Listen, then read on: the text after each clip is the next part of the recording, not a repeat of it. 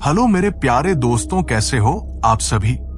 उम्मीद करता हूं आप सभी स्वस्थ होंगे, मस्त होंगे। आज मैं आपके लिए लेकर आया हूं एक बेहतरीन खौफनाक कहानी जिसे सुनकर आपकी रूह कांप उठेगी। ये सिर्फ कहानी नहीं बल्कि एक डरावना सच है। दोस्तों, मैं देख रहा हूं कि आप सिर्फ कहानी को सुन रहे हो लेकिन मुझे सपोर्ट नहीं कर रहे हो। मुझे सपोर्ट करने के लिए सिर्फ आपको मेरे चैनल को सब्सक्राइब करना है। आपके प्यार से ही मुझे नई कहानी लिखने का मोटिवेशन मिलता है। दोस्तों, अगर आप हमारे चैनल पर नए हो तो प्लीज यार हमारे चैनल को सब्सक्राइब कर दो और जो बेल आइकॉन है उसे दबा दे ताकि हमारी वीडियो आप तक पहुंच सके।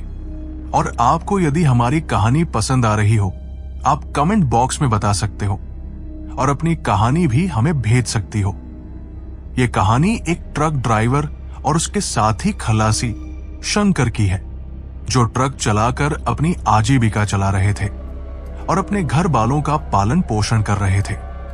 ट्रक ड्राइवर रामनाथ, जो कि लगभग 40 वर्षीय ट्रक ड्राइवर था, जिसने अपनी जिंदगी का आधा हिस्सा सड़कों पर गुजारा है। उसके चेहरे पर अनुभव की झलक और आत्मविश्वास का भाव हमेशा साफ नजर आता था, लेकिन उसकी आंखों में एक कठोरता थी जो किसी भी डर या परेशानी को चुनौती देने का साहस दिखाती थी। रामनाथ का मानना था कि जिंदगी में कोई भूत प्रेत नहीं होते, बस इंसान का खुद पर यकीन ही काफी है। और रामनाथ का साथी, जिसका नाम शंकर था, जो कि लगभग 25 से 26 साल का नौजवान था, जो रामनाथ के साथ खलासी का काम करता था। वो खुशमिजाज और बातूनी था, लेकिन कभी कभी अनजाने में डरपोक भी हो जाता था। शंकर की हंसी और उसके भोलेपन में गांव की मासूमियत झलकती थी। एक दिन दोनों को जयपुर के लिए माल का बड़ा असाइनमेंट मिला था। वो माल को अपने ट्रक पर लाद रहे थे। उनको माल की डिलीवरी अलवर के एक गांव से जयपुर में करनी थी। माल को लादते लादते काफी समय हो गया था। रात का समय हो गया था। गांव में सन्नाटा पसरा हुआ था। आसमान में काले बादल उमड़ घुमड़ रहे थे, जैसे बारिश होने वाली हो। ट्रक के इंजन की आवाज ने उस शांत वातावरण को चीर दिया। रामनाथ और शंकर अनाज की बोरियां ट्रक पर लदवा रहे थे। उस्ताद, ये आखिरी बोरी है, फिर निकलते हैं, शंकर ने पसीना पोंछते हुए कहा। उसके चेहरे पर थकान थी, लेकिन रामनाथ के आदेश को मानना उसकी फितरत में था। शंकर, जल्दी कर, हमें अभी शहर पहुंचना है। मंडी में देर हुई तो खरीदार नहीं मिलेंगे, रामनाथ ने सख्त आवाज में कहा। उसकी आंखों में दृढ़ता थी, लेकिन वहां एक हल्की बेचैनी भी छिपी हुई थी।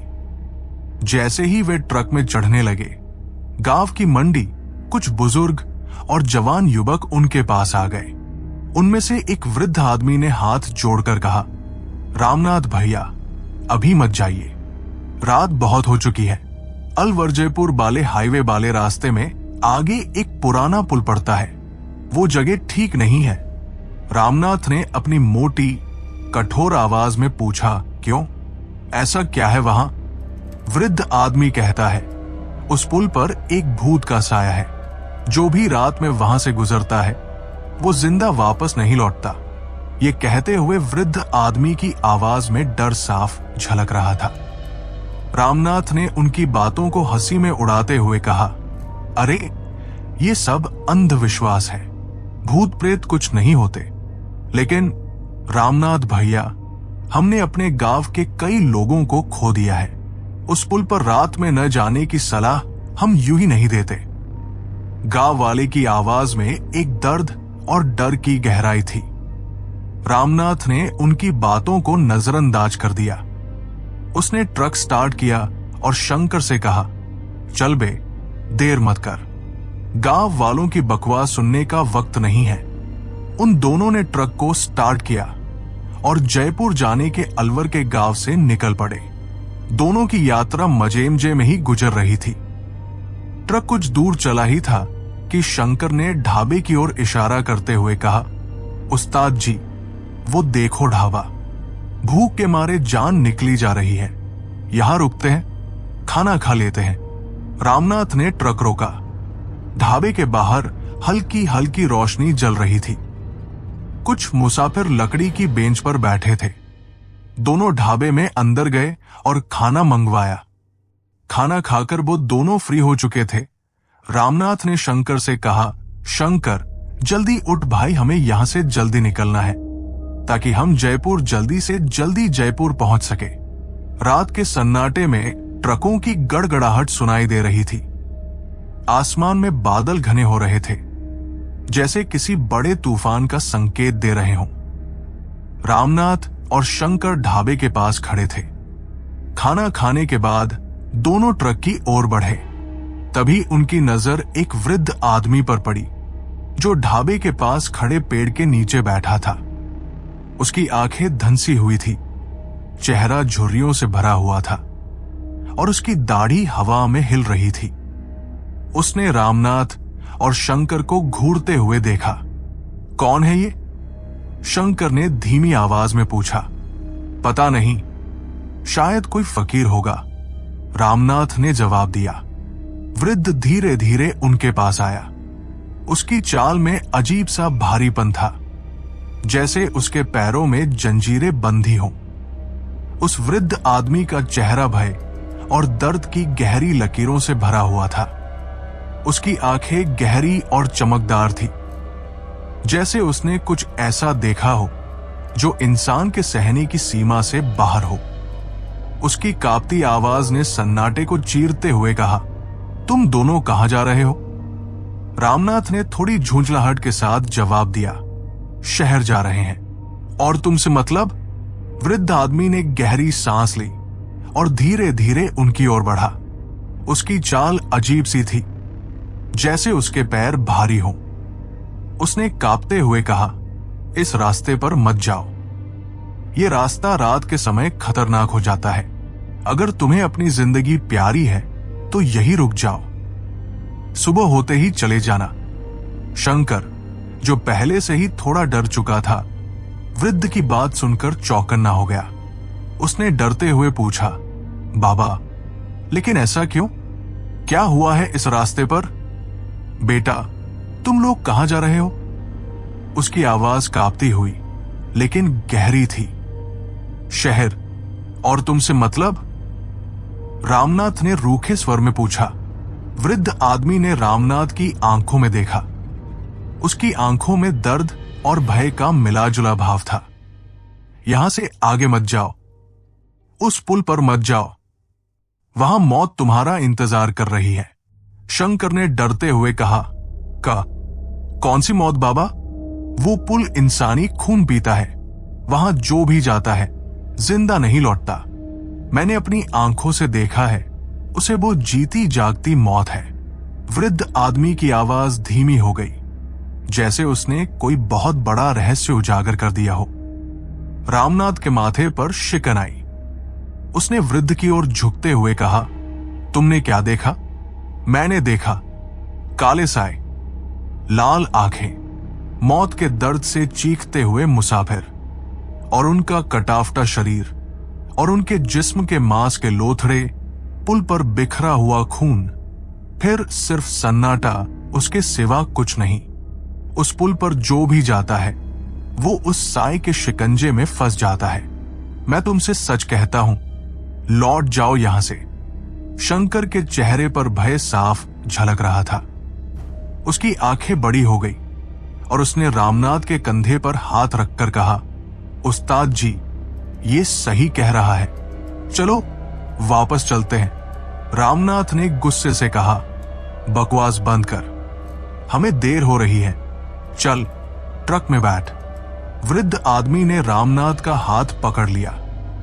उसकी उंगलियां एकदम ठंडी थी और किसी अनजाने डर से कांपने लग रही थी। मत जाओ यहां से इस काली रात में, मेरी बात मानो। अगर तुमने मेरी बात नहीं मानी तो ये तुम्हारी आखिरी यात्रा होगी, उसने कांपते हुए कहा। रामनाथ ने झटके से अपना हाथ छुड़ाया और ट्रक में चढ़ गया। शंकर के चेहरे पर पसीने की बूंदें चमक रही थी। वृद्ध की बातों से शंकर का चेहरा डर से पीला पड़ गया। उसकी आंखें चौड़ी हो गई और होंठ कांपने लगे। उसने तुरंत रामनाथ के कंधे पर हाथ रखा और धीमे स्वर में कहा, उस्ताद जी, हमें वापस लौट जाना चाहिए। ये बाबा झूठ नहीं बोल रहे। मुझे अजीब सा लग रहा है। रामनाथ ने गहरी सांस ली और वृद्ध की ओर तीखी नजरों से देखा। बाबा, तुम्हारी ये भूत प्रेत की कहानियां किसी और को सुनाना। मैं 20 साल से ट्रक चला रहा हूं, न भूत देखा न किसी भूत की परछाई। ये सब अंधविश्वास है। हमें देर हो रही है। वृद्ध ने रामनाथ का हाथ कसकर पकड़ लिया। उसकी उंगलियां ठंडी थी, जैसे किसी मरे हुए इंसान की। उसने कांपते हुए कहा, अगर तुम इस पुल से जाओगे तो मौत तुम्हारा इंतजार कर रही है। रामनाथ ने झटके से अपना हाथ छुड़ाया और शंकर से कहा, चल बे, ट्रक में बैठ। इन पागलों की बातों में मत पड़। शंकर डर के मारे चुपचाप ट्रक में चढ़ गया। वृद्ध आदमी की आवाज उनकी पीठ के पीछे से गूंजी, उस साए से बच नहीं पाओगे, वो तुम्हारा पीछा करेगा। उस्ताद, मुझे डर लग रहा है। उस बाबा की बातें, वो झूठ नहीं लगती। चुप रह, ये सब तेरा भ्रम है, रामनाथ ने गुस्से में कहा और ट्रक का गियर डालकर उसे आगे बढ़ा दिया। लेकिन ट्रक का इंजन चलते हुए भी उस वृद्ध आदमी की कांपती आवाज उनके कानों में गूंज रही थी। वो साया तुम्हें छोड़ेगा नहीं। ट्रक ने आगे बढ़ना शुरू किया। वो सड़क पूरी तरह से सुनसान लग रही थी। रास्ते में सिर्फ ट्रक की हेडलाइट्स का प्रकाश दिख रहा था। हवा ठंडी हो गई थी और सन्नाटे में सिर्फ इंजन की गड़गड़ाहट गूंज रही थी। शंकर ने खिड़की से बाहर देखा। अजीब सी सिहरन उसके बदन में दौड़ रही थी। जैसे ही ट्रक उस पुराने पुल के पास पहुंचा, अचानक ट्रक के अंदर एक अजीब सी ठंडक फैल गई। रामनाथ ने गुस्से में कहा, शंकर, खिड़की बंद कर, ठंड लग रही है। शंकर ने कांपते हुए खिड़की बंद की, लेकिन ठंडक कम नहीं हुई। अचानक ट्रक की हेडलाइट्स झिलमिलाने लगी। ये क्या हो रहा है, उस्ताद जी? शंकर ने डरते हुए पूछा। रामनाथ ने गुस्से में कहा, कुछ नहीं, बैटरी की दिक्कत होगी, डर मत। जैसे ही ट्रक पुल पर चढ़ा, चारों ओर घना कोहरा छा गया। ट्रक की हेडलाइट्स उस कोहरे को चीरने की कोशिश कर रही थी, लेकिन प्रकाश ज्यादा दूर तक नहीं जा पा रहा था। कोहरे में अजीब सी आकृतियां बनती और मिट्टी दिख रही थी। शंकर ने कांपते हुए कहा, उस्ताद जी, हमें वापस चलना चाहिए। मुझे बहुत डर लग रहा है। ये कोहरा, ये सब सामान्य नहीं लग रहा। रामनाथ ने सख्ती से कहा, चुप रह। मैंने कहा था ना, भूत प्रेत कुछ नहीं होते। लेकिन उसकी आवाज में अब पहले जैसा आत्मविश्वास नहीं था। ट्रक जैसे ही पुल के बीच में पहुंचा, इंजन की आवाज अचानक धीमी हो गई। ऐसा लगा जैसे ट्रक को कोई भारी चीज रोक रही हो। रामनाथ ने गियर बदलने की कोशिश की, लेकिन ट्रक की रफ्तार बिल्कुल भी नहीं बदल रही थी। ऐसा लग रहा था कि ट्रक को पीछे से कोई खींच रहा है। तभी शंकर ने चीखते हुए कहा, उस्ताद, वो देखो। रामनाथ ने अपनी मुंडी उस तरफ घुमाई। उसने देखा कि उस अंधेरे पुल के किनारे कोहरे के बीच एक परछाई खड़ी थी। वो परछाई धीरे धीरे ट्रक की ओर बढ़ने लगी। उसके साथ हवा की सर्दी और बढ़ गई। शंकर का चेहरा सफेद पड़ गया। उसकी आंखें फटी रह गई। उसने रामनाथ का हाथ पकड़कर कहा, चलो उस्ताद जी, यहां से भागो। वो आ रहा है। रामनाथ के हाथ कांपने लगे। उसने तेजी से गियर बदलने की कोशिश की, लेकिन ट्रक की रफ्तार थी कि बढ़ने का नाम ही नहीं ले रही थी। उसके टायर जाम हो चुके थे। परछाई अब ट्रक के ठीक सामने थी।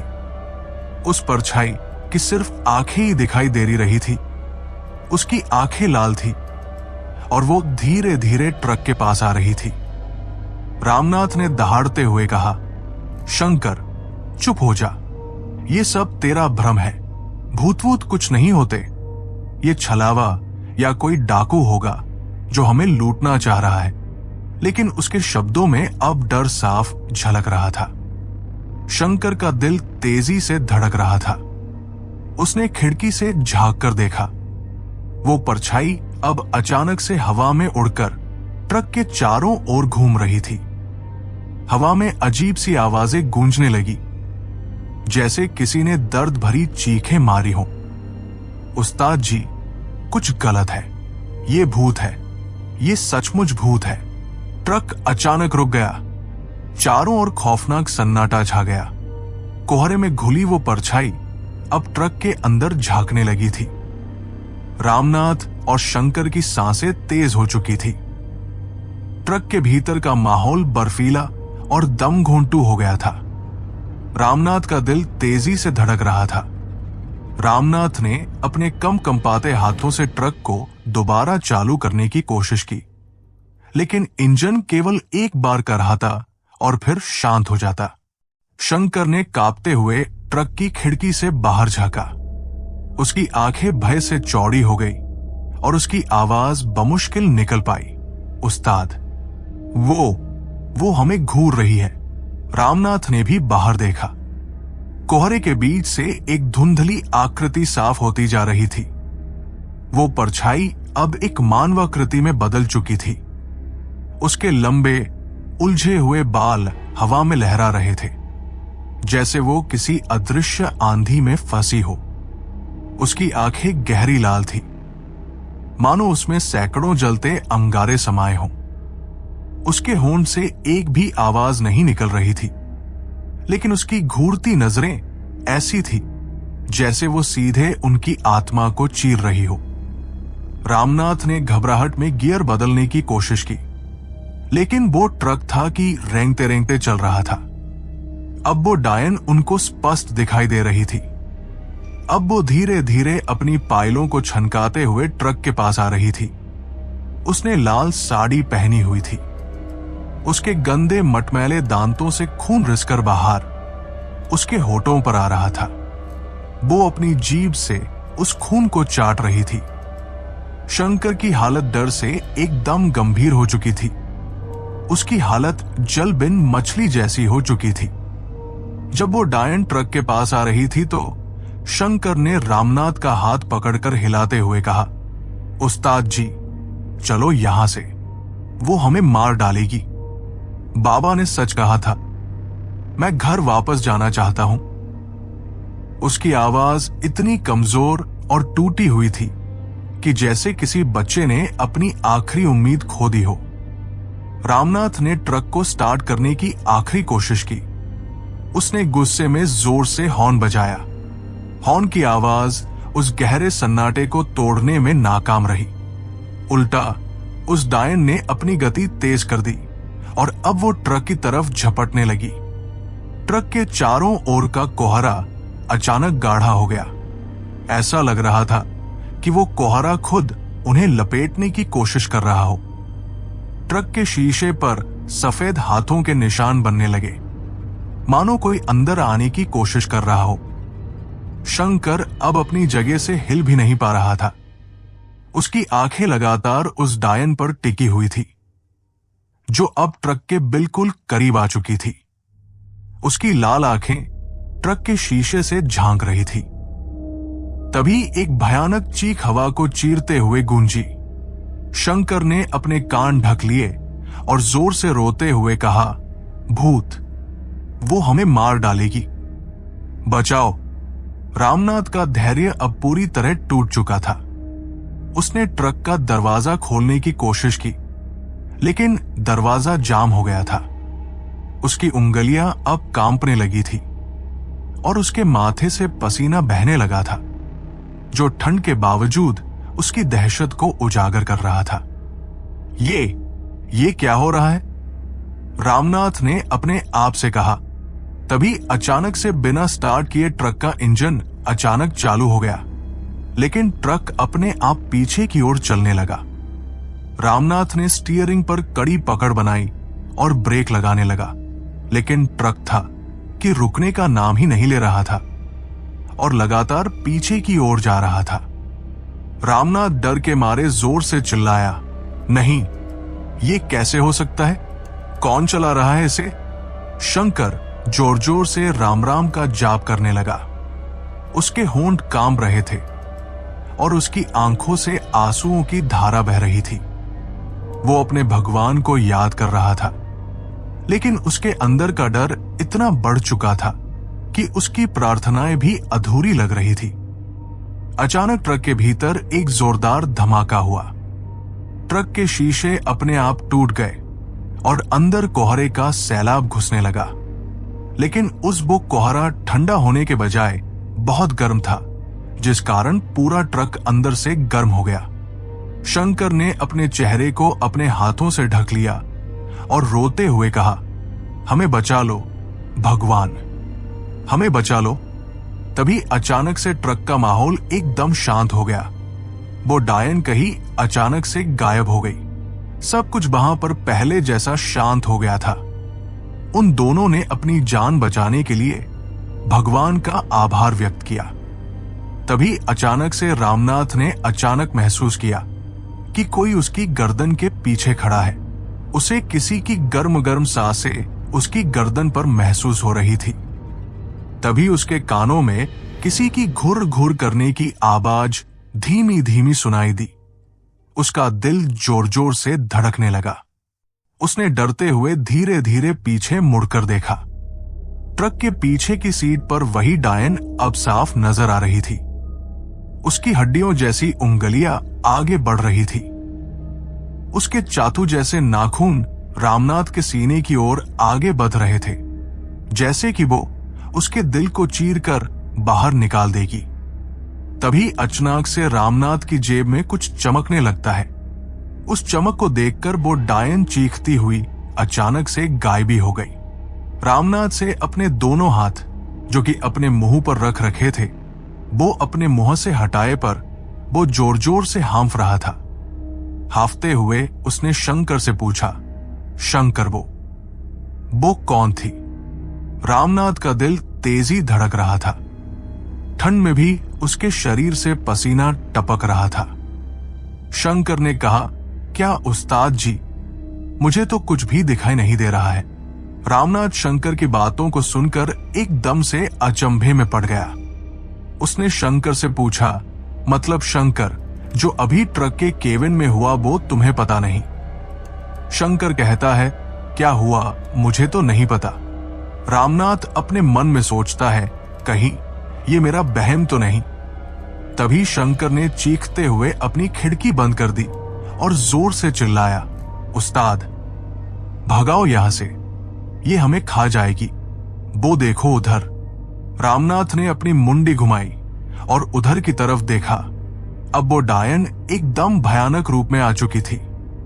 उसकी लंबाई करीब 8 से 10 फुट की लग रही थी। लाल लाल खून भरी आंखें, चेहरे पर पड़ी झुर्रियां, बिखरे हुए बाल, हड्डियों जैसा शरीर और उस पर लिपटी हुई लाल दुल्हन वाला लिबाज, जो अंधेरे में और भी ज्यादा उसे खौफनाक बना रहा था। वो उल्टे पैरों से धीरे धीरे ट्रक की ओर बढ़ रही थी। उसके चेहरे पर से कीड़े टपक कर उसके मुंह में जा रहे थे और वो उन कीड़ों को कटर की आवाज करके चबा रही थी। वो माहौल दिखने में एकदम इतना भयानक लग रहा था कि वो किसी की भी रूहों को कंपा दे। रामनाथ अपने मन में कहता है कि मतलब वो मेरा बहम नहीं था। ये डायन मुझे मारने आई थी, लेकिन किसी कारण बस मुझे मार नहीं पाई थी। तभी रामनाथ ने तुरंत ट्रक का गियर बदला और एक्सीलरेटर पर जोर दिया। ट्रक ने एक झटका खाया और तेजी से आगे बढ़ने लगा, लेकिन तभी कोहरा और गाढ़ा हो गया, जैसे वो ट्रक को लपेटने की कोशिश कर रहा हो। शंकर डर के मारे बुदबुदाने लगा, हे भगवान, हमें बचा लो, हमें इस भयानक जगह से निकाल दो। उसकी आंखों से आंसू बह रहे थे और उसका शरीर बुरी तरह कांप रहा था। ट्रक पुल को पार करने की कोशिश कर रहा था, लेकिन कोहरे के बीच से एक काली परछाई तेजी से उनके ट्रक के पास से गुजर गई। पूरे ट्रक में कोहरा भर गया और ट्रक के अंदर से शंकर की खौफनाक चीख हवा में गूंज गई। रामनाथ ने किसी तरह ट्रक को पुल के पार पहुंचा दिया।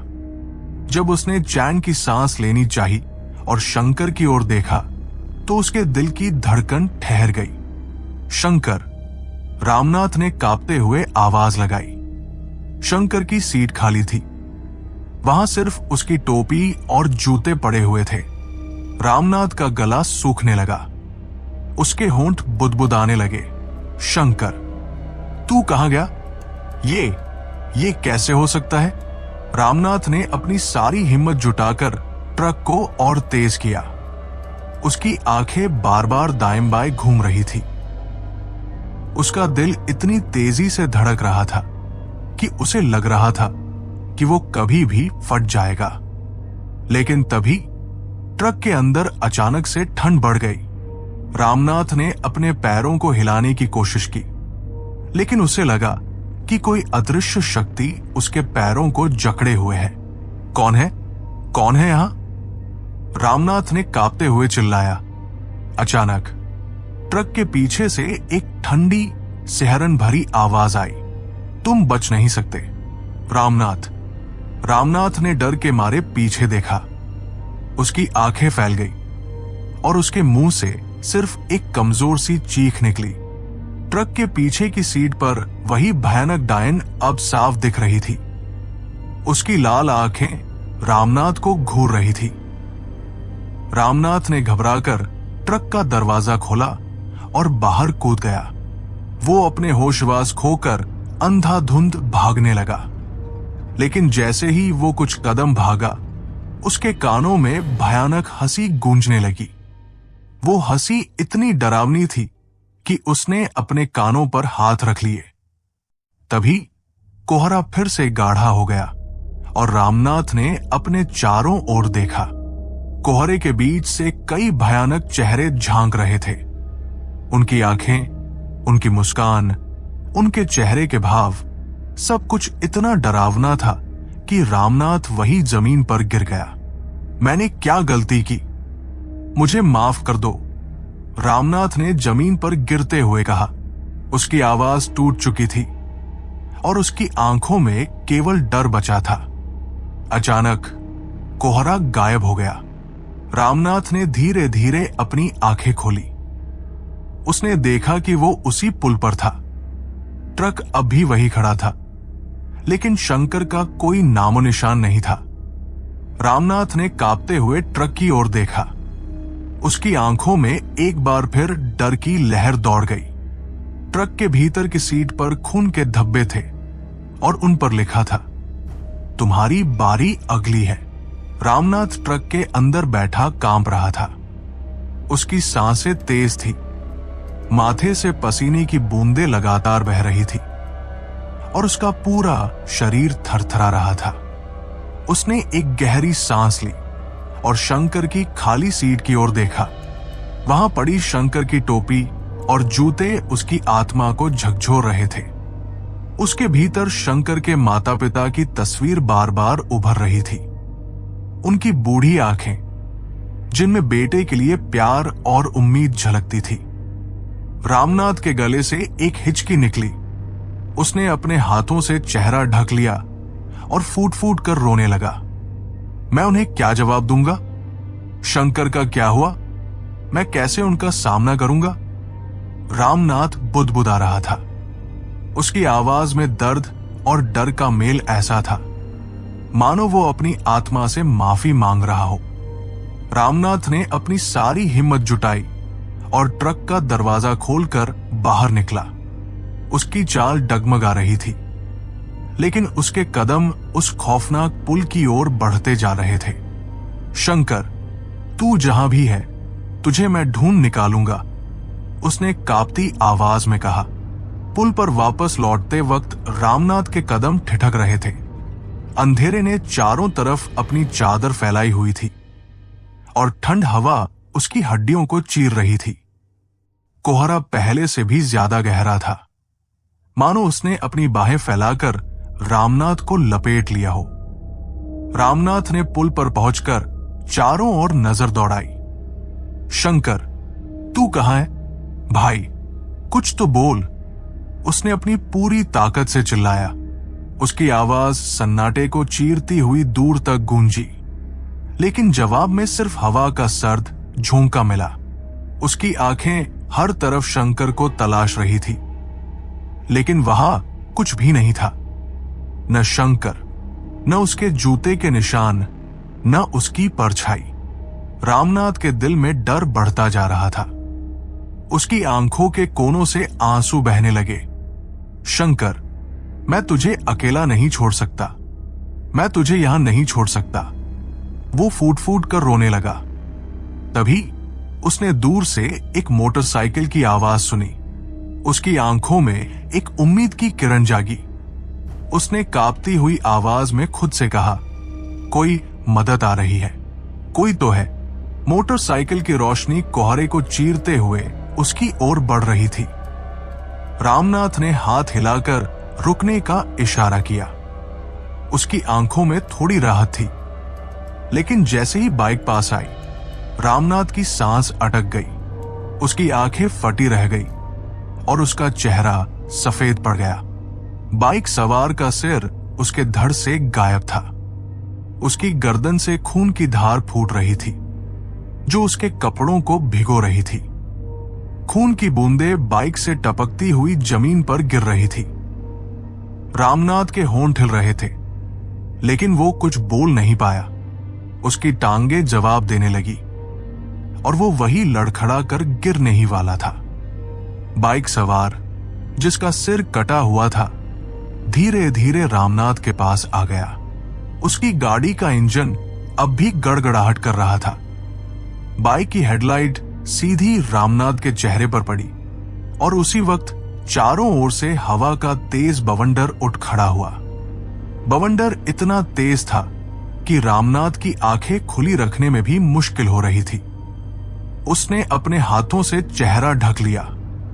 उसकी आवाज लड़खड़ाते हुए बाहर आई, हे भगवान, ये क्या हो रहा है? मुझे माफ कर दो।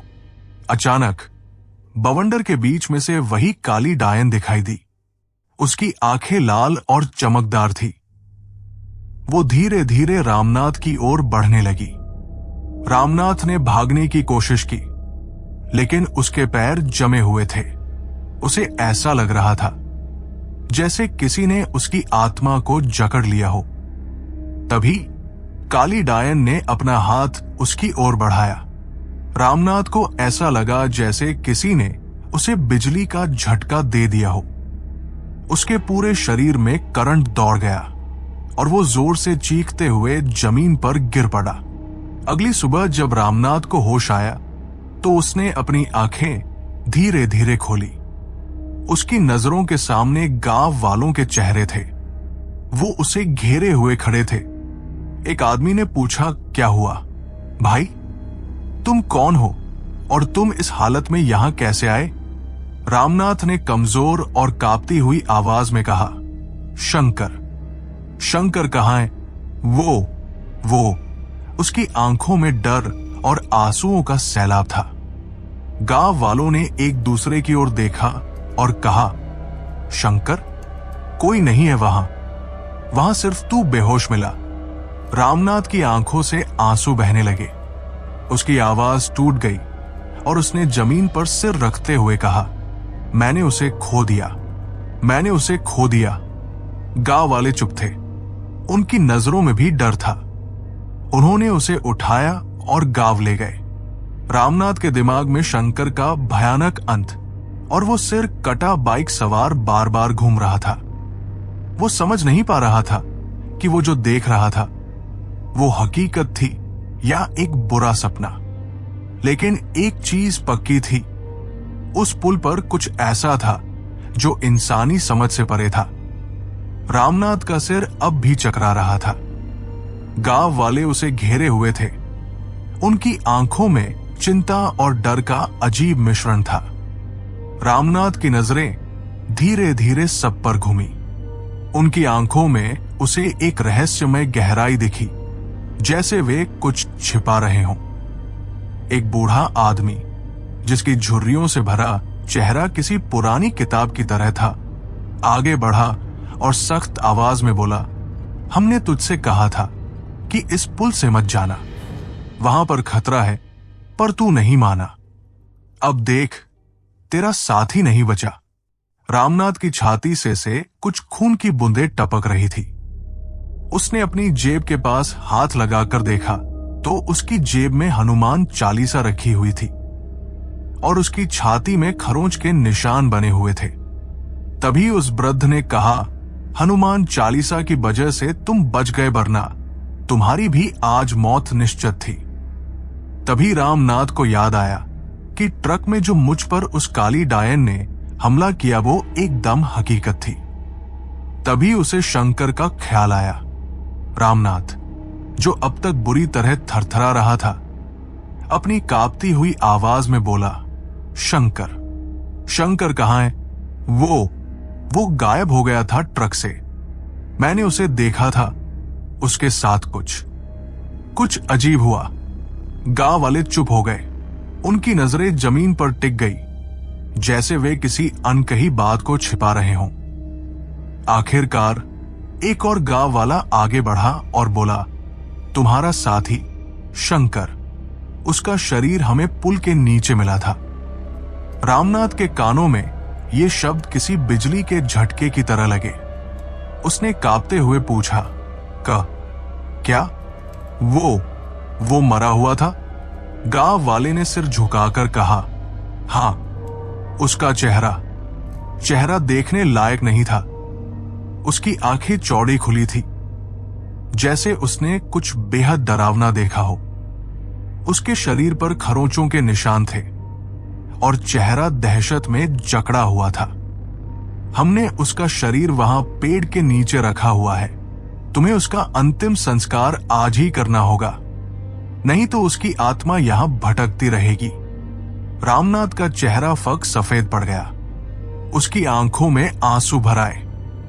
उसकी सांसें भारी हो गई और उसने खुद को मुश्किल से संभाला। पुल की कहानी। रामनाथ ने गांव वालों से कांपते हुए पूछा, लेकिन ये सब हो क्यों रहा है? उस पुल पर ऐसा क्या है? ये काली परछाई कौन थी? और बाइक सवार का सिर कटा हुआ क्यों था? गांव वालों ने एक दूसरे की ओर देखा। उनके चेहरों पर गंभीरता थी।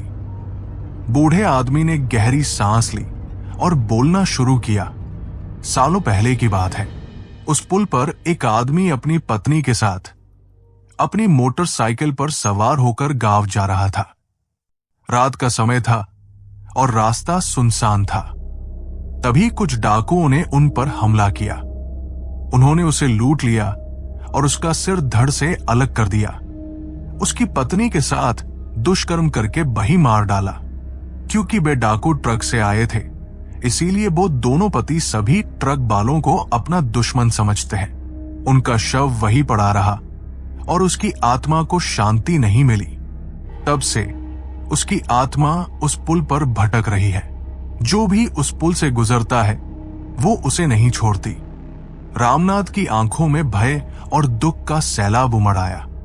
उसने कांपते हुए पूछा, तो शंकर को उसने मार दिया? लेकिन मेरी जान कैसे बच गई? गांव वाले थोड़ी देर चुप रहे। फिर बूढ़े आदमी ने उसकी ओर इशारा करते हुए कहा, तू भाग्यशाली था, शायद कोई शक्ति तेरे साथ थी। रामनाथ ने अपनी जेब में हाथ डाला और हनुमान चालीसा निकाली। वो हल्के से मुस्कुराया, लेकिन उसकी मुस्कान में दर्द छिपा हुआ था। हनुमान जी ने मुझे बचा लिया, उसने अपने आप से कहा। गांव वाले रामनाथ को शंकर के शरीर तक ले गए। जैसे ही उसने शंकर के मृत शरीर को देखा, उसकी आंखें भर आई। शंकर का चेहरा अब भी उस डरावनी रात का गवाह था। उसकी खुली आंखें, उसका जकड़ा हुआ शरीर, सब कुछ रामनाथ को झकझोर रहा था। रामनाथ ने हिम्मत जुटाकर कहा, मैं उसका अंतिम संस्कार करूंगा। वो मेरा साथी था, उसे शांति मिलनी चाहिए। गांव वालों ने उसे अंतिम संस्कार की विधि बताई। रामनाथ ने पूरी रात शंकर के लिए प्रार्थना की। अगली सुबह उसने उसकी चिता को आग दी। उस रात के बाद रामनाथ ने कसम खाई कि वो कभी भी उस पुल से नहीं गुजरेगा। हर बार जब वो हनुमान चालीसा को देखता, वो उस भूतिया रात को याद करता और कांप उठता। दोस्तों, ये थी रामनाथ और शंकर की कहानी। एक ऐसी सच्ची घटना जो ये साबित करती है कि अज्ञात और अलौकिक शक्तियां हमारे आसपास हो सकती है। रामनाथ आज भी उस रात को याद करके कांप उठता है। अगर आपको ये कहानी पसंद आई हो तो हमें कमेंट में बताएं। और अगर आपने हमारे चैनल को सब्सक्राइब नहीं किया है तो आज ही कर लें। धन्यवाद।